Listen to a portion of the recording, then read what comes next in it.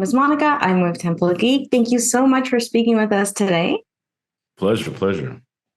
So, my first question for you is, your character is very driven, very ambitious, but not inherently evil. How do you approach finding the balance between these aspects of his personality? And what would you say really motivates him? Yeah. First of all, thank you for seeing the nuance in Leighton. Okay. I've been telling people this. My man just wants to return on his investment. Like, I don't know why that's so hard to see. Like, he sunk $1 billion into this. Can he get 1 billion and 1? Okay. And not go to jail in the process. Yeah, I never tend to see any characters that I play as evil or antagonists necessarily. Like, as long as they're grounded, real three-dimensional characters, what's their goal? What are they trying to get out of it? And what are they willing to do to achieve that goal? And then we could argue about morality, you know what I'm saying? And that's a different thing when somebody's between a rock and a hard place.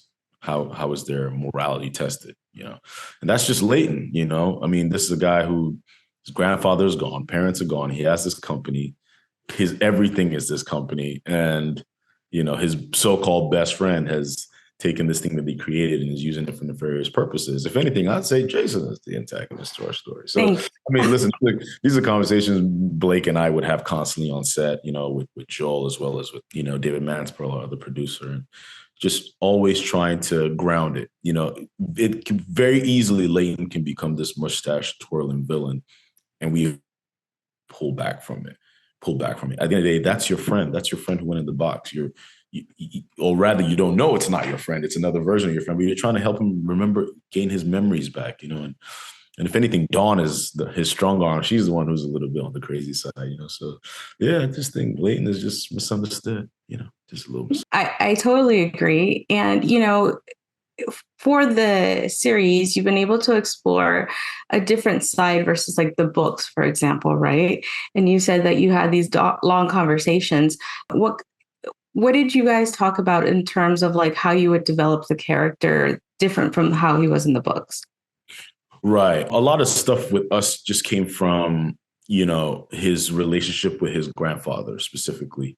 The idea of, okay, if in one universe he was raised by a grandfather who was a little bit more old school, had more, traditional ideas of success and hard work and dedication, what kind of Leighton would come out of that? And then if that grandfather passed away and instead his parents were alive, who were, the trust fund kid, parents were really rich, he was raised by the help, the nannies type of thing. Really, Leighton too is like a mix of Bob Durst and P. Diddy. You know what I mean? Like he's Bob Durst in the sense of, his parents were never there. He's just this rich guy who can't seem to figure out his life or his purpose. And so he just, pours himself into everything, sex, drugs, alcohol, and lives this heathenistic life. And the idea that one small thing in your life could change, that could make such a big swing of your life like that, was such an interesting prospect. And I wanted to push that as far as possible. And luckily, Blake, the whole team at Sony Apple, they were like, yes, let's push it as far as possible. And I think it turned out well. I think I'm my biggest critic at the same time. And I remember being scared on set, like, I might have pushed it too far, but I think it worked. From what I've seen so far, I'm telling you, it looks good. It's a really complex character, and I love it.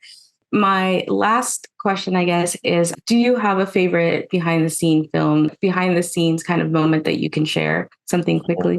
Days, man. There's so many. There really are so many. Literally, I remember. I don't know. In my mind, I thought the corridor would just be a green screen. But they built that corridor. Obviously, it's not to infinity, but they built I want to say like a 400-foot stretch of the corridor. And just from reading the book, obviously when you get to set and you see the box for the first time, that's always a big one. It's like, I'm going to get to see the box today.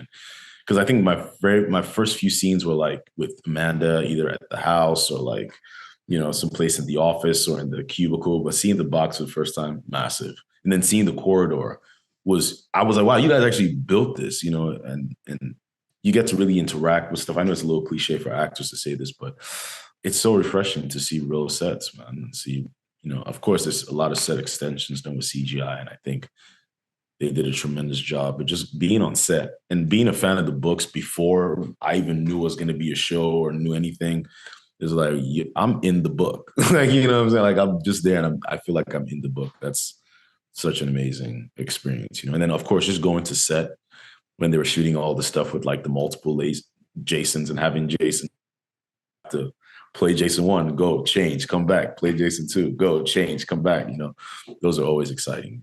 Absolutely. Well, thank you so much for taking the time to speak with us. We really appreciate it. Have a great day and congratulations on a great first season.